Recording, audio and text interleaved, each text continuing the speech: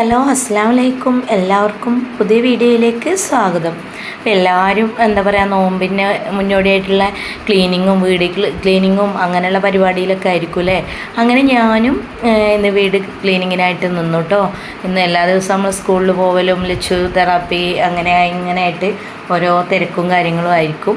അപ്പോൾ ഇന്ന് എന്തായാലും നമ്മൾ സ്കൂളിലേക്ക് പോയിട്ടില്ല. അപ്പോൾ അതുവരെ നമ്മൾ ഉച്ചവരെ തെറാപ്പിയൊക്കെ കഴിഞ്ഞ ശേഷം നമ്മൾ ഇവിടെ പോന്നു കേട്ടോ. അങ്ങനെ അതാ നമ്മളെ വീടിൻ്റെ അപ്പോൾ നമ്മൾ എന്താ പറയുക, അതിൽ പൊടി അലർജി ഞാൻ ചെയ്യുന്ന ടിപ്സുകളൊക്കെ എല്ലാവരും പറ്റില്ല. അപ്പം മോനെ കൊണ്ട് അത് ചെയ്യിച്ചിരുന്നു കേട്ടോ. ഫാനൊക്കെ തുടപ്പിക്കുക, അതുപോലെ പൊടി മാറാല അങ്ങനെയുള്ളതൊക്കെ തട്ടി തന്നിരുന്നു ഒരു പോണേൻ്റെ മുന്നേ കേട്ടോ. അപ്പം അത് ഇതിൽ കാണിക്കണില്ല.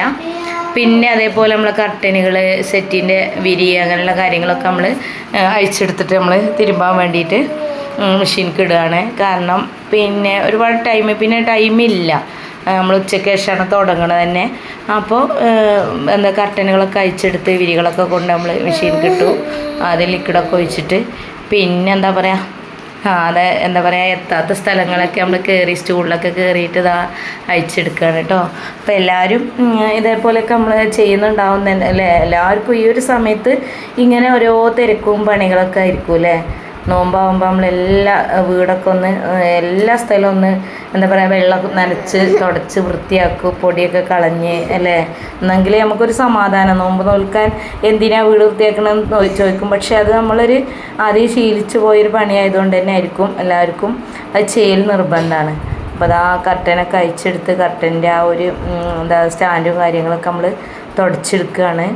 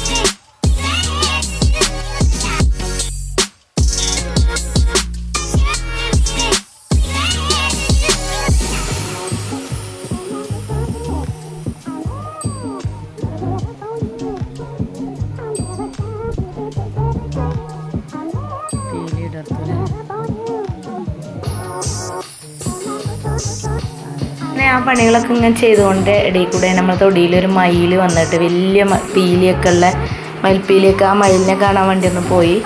വീണ്ടും നമ്മളെ പണിക്ക് തന്നെ വന്നു കേട്ടോ. പണിയൊക്കെ ഇങ്ങനെ റെഡിയാക്കി കൊണ്ടിരിക്കുക. അപ്പോൾ ഞാൻ ചെയ്യുന്ന ടിപ്സ് എന്താണെന്ന് ചോദിച്ചാൽ, ഒരു ബക്കറ്റ് വെള്ളം എടുക്കുക. ആ വെള്ളത്തേക്ക് നമുക്ക് വേണ്ട എന്തൊക്കെയാ വെച്ചാൽ വിനിഗർ എന്ന് പറയില്ലേ, നമ്മൾ സുർക്ക എന്ന് പറയും കേട്ടോ.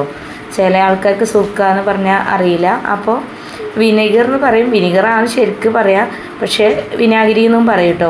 അപ്പോൾ ഈ സുർക്ക അത് കുറച്ച് ഒഴിക്കുക. പിന്നെ പോലെ കല്ലുപ്പ്, പിന്നെ ലിക്വിഡുകൾ സ്മെല്ലിന് വേണ്ടിയിട്ട് നമ്മൾ മെഷീനിലൊക്കെ ഒഴിക്കണ ഇതുണ്ടല്ലോ ലിക്വിഡ്, ഈ റിൻസെ പോലുള്ള അല്ലെങ്കിൽ കംഫർട്ട് അങ്ങനെ എന്തെങ്കിലും ഒരു ലിക്വിഡ് കൂടെ ഒഴിക്കുക. പിന്നെ ലൈസോള്, നിലം തുടക്കാൻ ഉപയോഗിക്കുന്ന ലൈസോളും കുറച്ച് ഒഴിച്ചിട്ട് ബക്കറ്റിൽ നിറച്ച് വെള്ളം എടുത്തതിന് ശേഷം അതിൽ നമ്മൾ നല്ല സ്മൂത്തായ തുണി വെച്ച് പിന്നെ നല്ലോണം മുക്കിയിട്ട് നന്നായിട്ട് തുടച്ചു കൊടുത്താൽ മതി കേട്ടോ.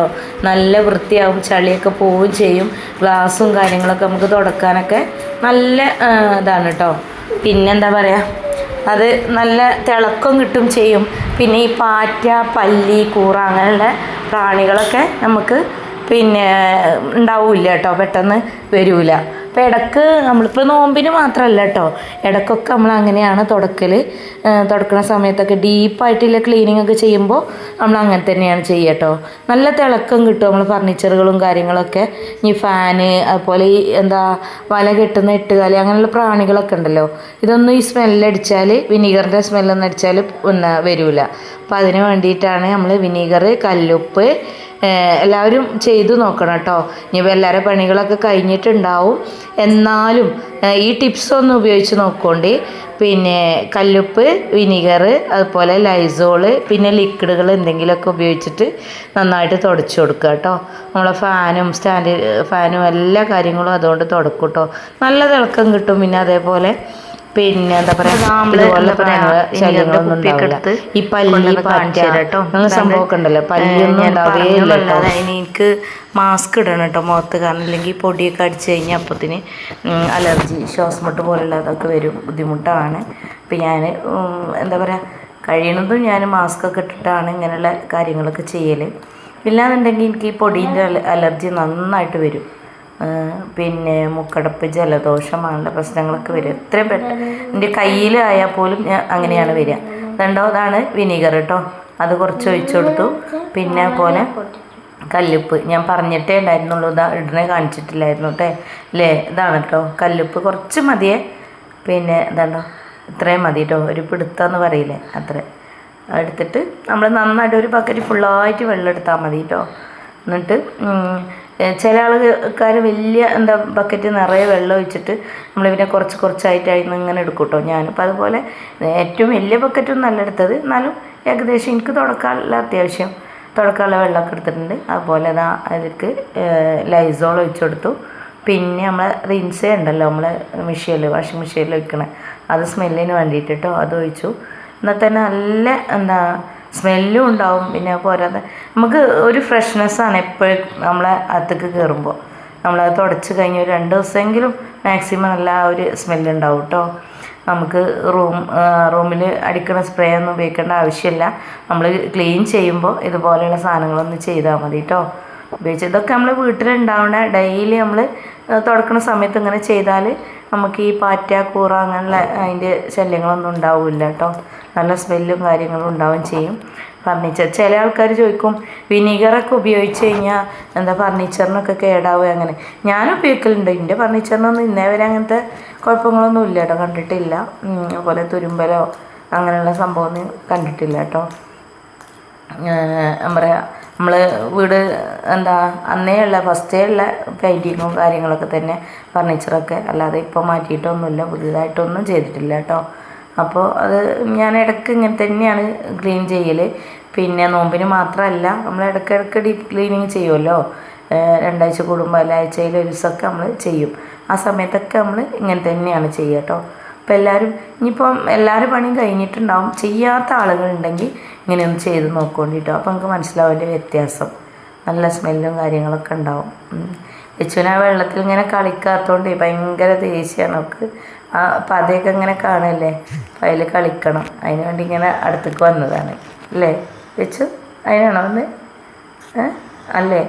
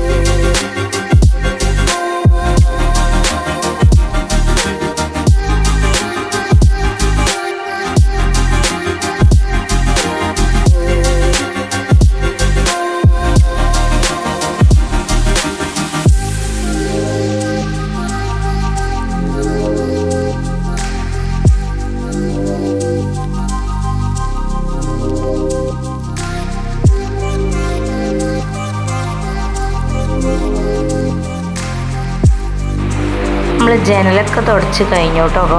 സ്റ്റെയർ കേസ് അതിൻ്റെ കൈവരിയൊക്കെ ഒന്ന് തുടക്കാൻ വേണ്ടിയിട്ട് മുകൾക്ക് ഇങ്ങനെ കയറിപ്പോയിക്കൊണ്ടിരിക്കുകയാണ്.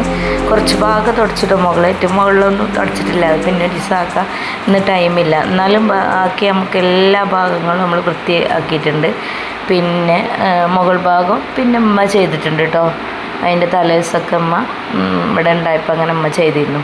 അപ്പം എനിക്ക് പിന്നെ ബാക്കി ഭാഗങ്ങളെ എടുക്കാനുള്ളൂ. ഇതിനൊക്കെ എല്ലാവരും ഇപ്പോൾ എന്താ പറയുക, ആൾക്കാരെ വിളിച്ചിട്ട് ചെയ്യിക്കുകയാണ് അല്ലേ. അതിനായിട്ടുള്ള ക്ലീനിങ് ബോയ്സ് ഉണ്ട്, അവർ വന്നിട്ട് ക്ലീൻ ആക്കും എന്നൊക്കെ പറയുന്നുണ്ട്. പക്ഷേ ഏറ്റവും നല്ലത് എന്താണെന്നോ, അങ്ങനെയൊക്കെ വിളിക്കുമ്പോൾ നിവൃത്തിയില്ല എന്നുണ്ടെങ്കിൽ നമ്മൾ ചെയ്യിക്കുക. ഒരുവിധം കഴിയുമെങ്കിൽ നമ്മൾ തന്നെ ചെയ്യുക കേട്ടോ. നമ്മളെ വീടല്ലേ, നമുക്ക് സാവധാനം പോലെ ഓരോ ദിവസം കുറച്ചായിട്ട് ഇങ്ങനെ ചെയ്താൽ അതായിരിക്കും ഏറ്റവും നല്ലത് കേട്ടോ. കാരണം ഞാനിപ്പോൾ ഇതിങ്ങനെ ഈ സുർക്കയൊക്കെ അവിടെ വെച്ചിട്ട് അതിൻ്റെ അടുത്ത് കൂടെ അങ്ങനെ ചുറ്റിപ്പറ്റി നടക്കുന്നുണ്ട്. കാരണം അത് വെള്ളമാണ് എടുത്ത് കുടിക്കുകയൊക്കെ ചെയ്യും. അതൊക്കെ പേടിയാണ്. ഇവിടെ മുന്നിൽ ലിക്വിഡും കാര്യങ്ങളൊന്നും വെക്കാൻ പറ്റൂല കേട്ടോ. അങ്ങനെയൊക്കെ ചെയ്യും. നമ്മളൊന്ന് കണ്ണൊന്ന് തെറ്റിയാൽ അങ്ങനെയുള്ള പരിപാടികളൊക്കെ ഉണ്ടാവും. നമ്മൾ ചെയ്യുന്നതിൻ്റെ ഒപ്പത്തിന് അവളും ഉണ്ടാവും. എന്തായാലും അപ്പോൾ ഞാനിപ്പോൾ എന്താ പറയുക, നമ്മളെ ഡൈനിങ് ടേബിളിൻ്റെ ഒരു സ്റ്റാൻഡും കാര്യങ്ങളൊക്കെ ഇങ്ങനെ തുടച്ചുകൊണ്ട് നിൽക്കുകയാണ്. അതിൻ്റെ ചോട്ടിലൊക്കെ നന്നായിട്ട് ഇങ്ങനെ പൊടി ഉണ്ടാവും. പൊടി കാണണമെന്നില്ല കേട്ടോ. അപ്പോൾ എന്നാലും നമ്മളിങ്ങനെ കാണുന്ന ഭാഗങ്ങൾ മൊത്തം തുടച്ചുകൊണ്ട് നിൽക്കുകയാണ്. അപ്പോൾ അതാ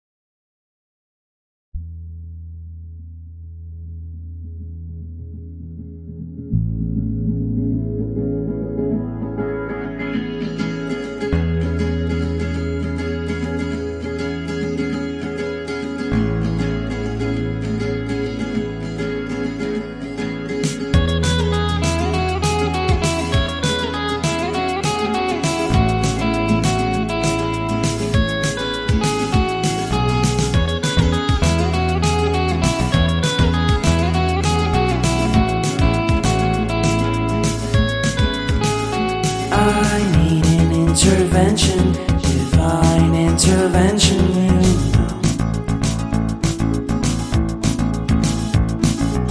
Only in my crucial moments do they pay attention carefully. The shadows of my past welcome me again with a smile. But something deep within, something new, lets me emerge from my cocoon. I only have what's right in front of me. Only you know what is right for me.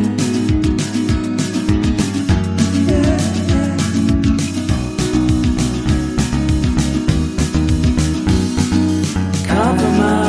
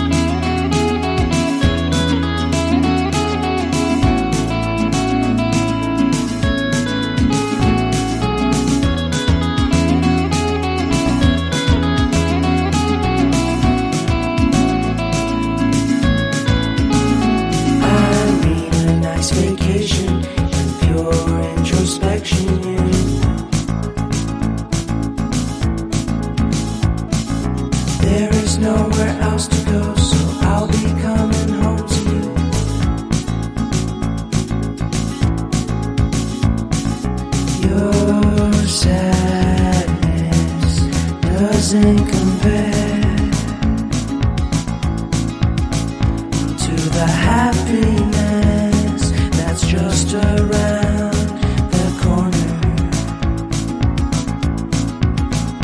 I only have what's right in front of me.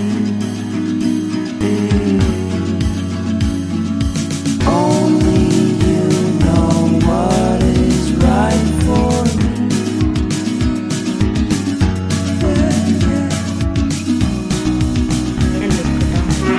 എല്ലാം കഴിഞ്ഞു ക്ലീനിങ്ങും ഒക്കെ Compromise, എന്തായാലും sound improvise, improvise, improvise.